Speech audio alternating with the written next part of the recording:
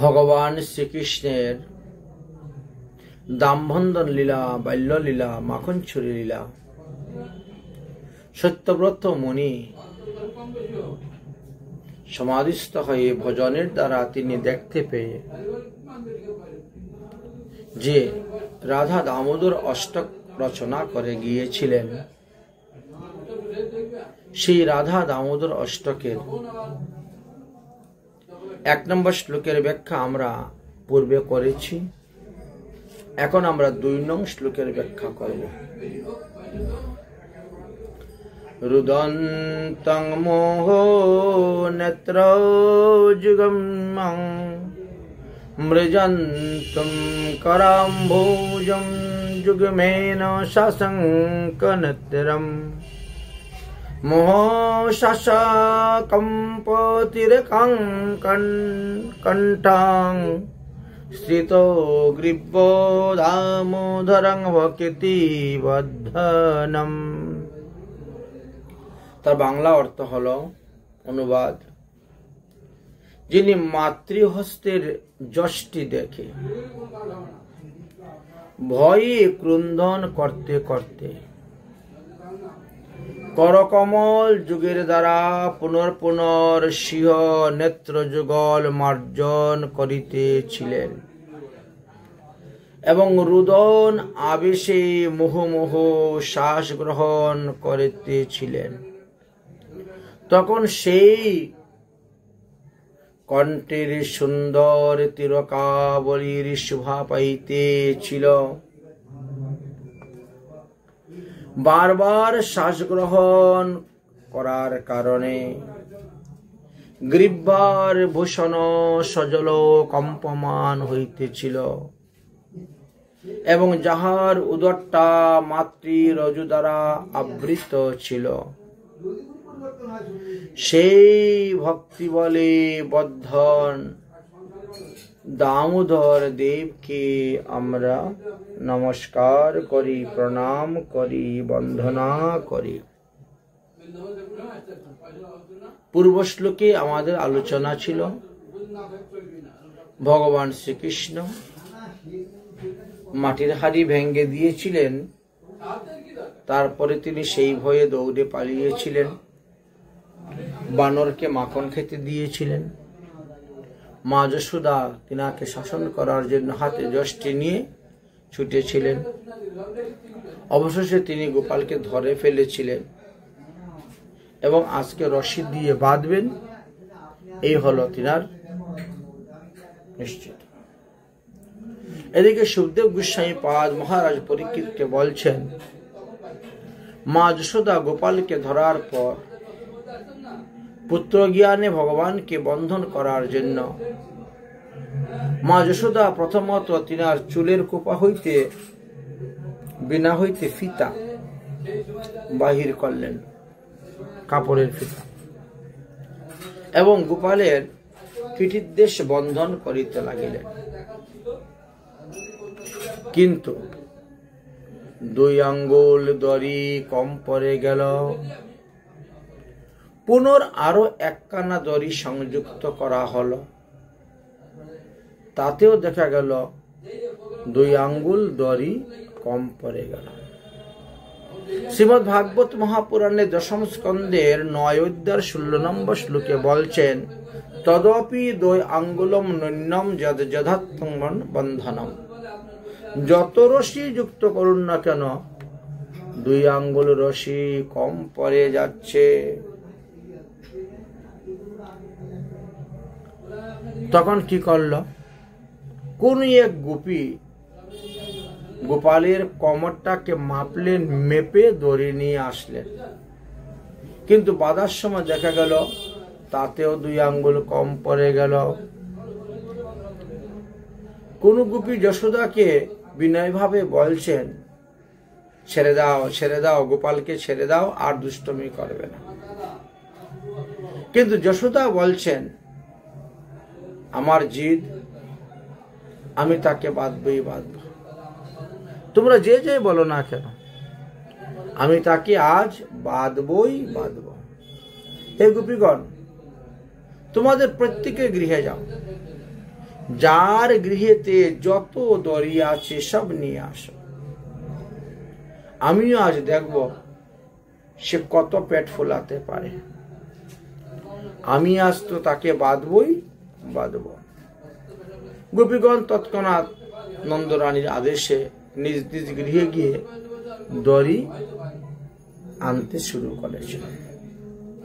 এদিকে ভগবান শ্রীকৃষ্ণ সখাদেরকে দূর হইতে চৌকের দ্বারা ইঙ্গিত দিচ্ছেন। সখারা তো সবাই দূরে দূরে দাঁড়িয়ে আছে, তারা শ্রীকৃষ্ণের নিকটে আসতে পারছে না মা যশোদার ভয়ে।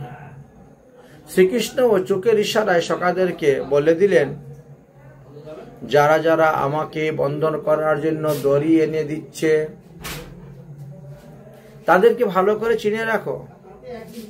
তাদের ঘরে গিয়ে উদাম মচাবো, নানা প্রকার উপদ্রব করব, আর যার ঘরে কিছুই পাবো না তাদের ছেলে মেয়েদেরকে চিমটি কেটিয়ে কান দিয়ে দিয়ে আসব।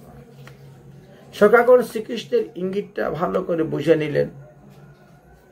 তারা চুপ করে দাঁড়িয়ে আছেন, সবাইকে চিনতেছেন। এদিকে মা যশোদা পুনঃ বন্ধন করতে লাগলেন। বন্ধন আবেশে যশোদার শ্রী অঙ্গের বসন এলুমেলু হয়ে গেল।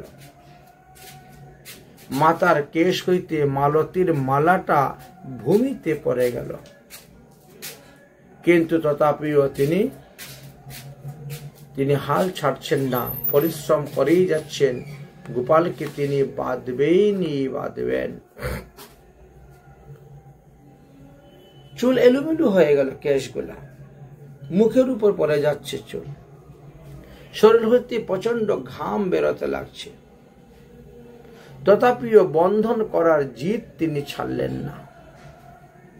তিনি একে একে গোকুলের সমস্ত দড়ি যোগ করেও গোপালকে বন্ধনের চেষ্টা করেও বাঁধতে পারছেন না। কারণ যতই দড়ি যোগ করুন না কেন, ততবার ওই 2 আঙ্গুলই কম দেখা গেল।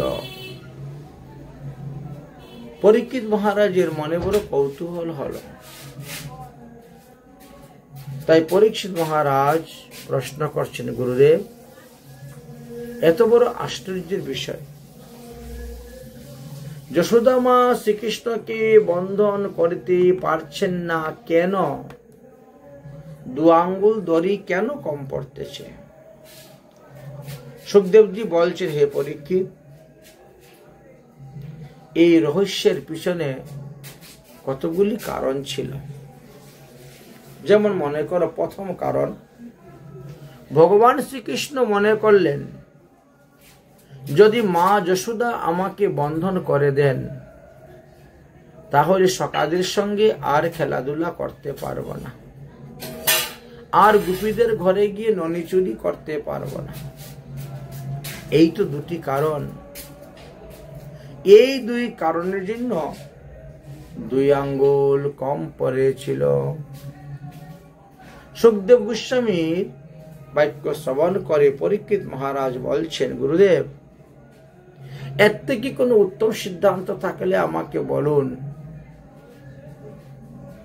সুখদেব গোস্বামী নিজেও জানেন যে এটা সুসিদ্ধান্ত নয়, তথাপিও বললেন, দেখি এতেই যদি শ্রোতা সন্তুষ্ট হয়ে যায় তাহলে আসল কথাটা আর বলবো না।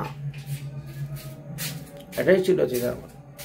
কিন্তু পরীক্ষিত মহারাজ তো শ্রোতার মতন শ্রোতা, যেমন তেমন ধামাচাপা সিদ্ধান্ত দিলে তো উনি মেনে নিতে পারবেন না।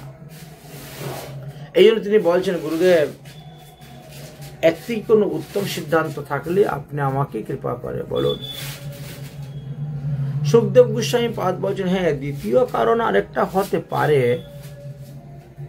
কি সেই দ্বিতীয় কারণ? দেখো, নারদ মুনির অভিশাপে নলকুবের এবং মণিগ্রীব এরা যমল অর্জুন হয়ে বৃক্ষ 2টি রূপে নন্দ বাবার আঙ্গিনার পাশে ছিল। ভগবান শ্রীকৃষ্ণ চিন্তা করছেন, নারদ মুনি তাদেরকে বর দিয়েছেন যে আমার চরণ পশ্চাতে তারা মুক্ত হইবে, কিন্তু আমি যদি এখন মায়ের বন্ধনে থাকি, তাহলে এই দুই জীবকে আমি উদ্ধার করব কেমন করে? এই দুটি কারণে 2 আঙ্গুল কম ছিল। পরীক্ষিত বলছেন, গুরুদেব, এটাও সুসিদ্ধান্ত বলে মনে হচ্ছে না। যদি এর থেকে কোনো উত্তম সিদ্ধান্ত থাকে তাহলে আপনি বলুন। সুখদেব গোস্বামী পাদ 3য় কারণ দেখাচ্ছেন। 1 আঙ্গুলি হলো ভক্তের নিষ্ঠা, আর 2য় আঙ্গুলি হলো ভজন উন্মুখা পরিশ্রমা। অর্থাৎ ভক্তের দিক থেকে ভজনে পরিশ্রম সম্পূর্ণভাবে হওয়া চাই। তাহলে এখানে মা যশোদার পরিশ্রম হলো 1 আঙ্গুল, আর 2য় আঙ্গুল হলো তৎ দৃষ্টা শ্রনিষ্ঠা কৃপাশ্চ।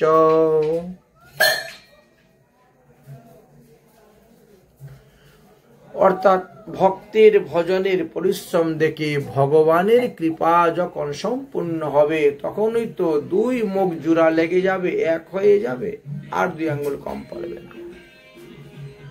তাই 2 আঙ্গুল কম এখানে ছিল। হে মহারাজ পরীক্ষিত, যশোদা মায়ে তো জিদ করেছেন, আমার পেটের ছেলে, তাকে আমি বাঁধতে পারবো না তো বাঁধবে কে?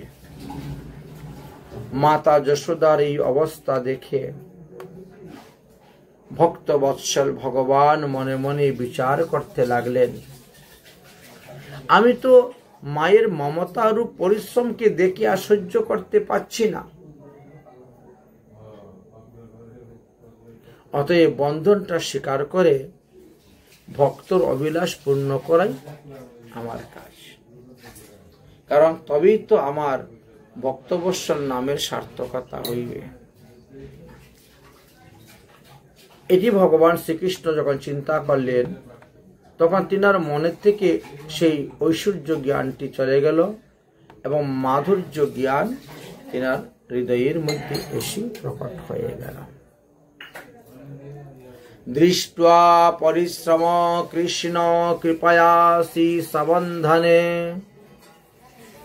দেখিয়া মায়ের শ্রম প্রভু দয়াময়, আপনার বন্ধন প্রভু আপনি সেলয়।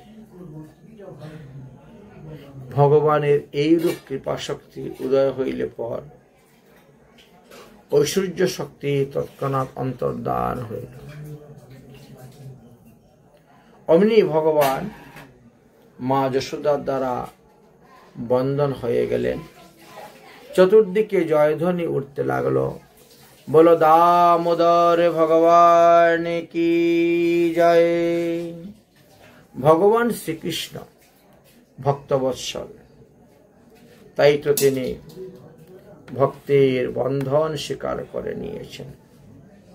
শুধু এখানেই নাকি, কুরুক্ষেত্রে যুদ্ধের দিকে তাকিয়ে দেখেন তো, কুরুক্ষেত্রের যুদ্ধেও নিজের প্রতিজ্ঞাকে ভঙ্গ করে তিনি ভক্তের প্রতিজ্ঞা অত পিতামহ ভীষ্মের প্রতিজ্ঞাকে রক্ষা করেছিলেন। ভক্তের মান, ভীষ্মদেবের মান রক্ষা করেছিলেন। তাই 2 হাত দিয়ে রথের চাকা উঠিয়ে তিনি মারার জন্য দৌড়ে গিয়েছিলেন। তার প্রমাণ আমরা মহাভারতের মধ্যে দেখতে পাই, সেখানে লেখা আছে। এই দৃশ্য দর্শন করে সত্যমত মুনি এই শ্লোকের রচনা করেছিলেন। তাই কার্তিক মাসে প্রতিদিন দামোদর অষ্টক পাঠ, সত্যব্রত মুনি বিরচিত সেটাকে, আর হলো গজেন্দ্র মোক্ষ লীলা পাঠ। আমরা দামোদর অষ্টকের 2 নম্বর শ্লোকের ব্যাখ্যা যৎকিঞ্চিত আস্বাদন করলাম। রুদন্তং মোরহো নেত্র জিহ্মামৃজন্তম করম্বুজৌ যুগ্মেন সশঙ্ক নেত্রম। মুক্ত শাসং কম্পোতিরকং কণ্ঠস্থিতো গ্রীবা দামোদরম ভক্তিবর্ধনম। এই শ্লোকের যৎকিঞ্চিৎ ব্যাখ্যা আমরা আস্বাদন করলাম। তারপরে আমরা দামোদর শ্লোকের তৃতীয় শ্লোকের ব্যাখ্যা আস্বাদন করব। রাধে রাধে।